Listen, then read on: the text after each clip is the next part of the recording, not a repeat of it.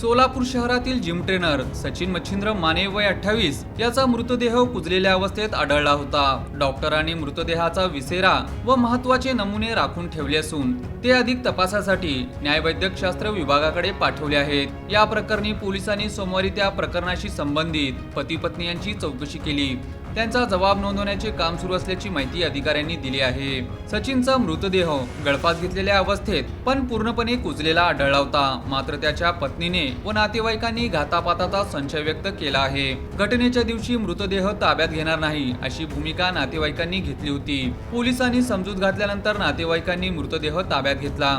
यामुळे विजापूर नाका पोलीस चोहोबाजूंनी तपास करत आहेत। यात नातेवाईकांनी ज्यांच्यावर संशय व्यक्त केला आहे त्या सर्वांची चौकशी करण्यात येत असल्याची माहिती सूत्रांनी दिली आहे।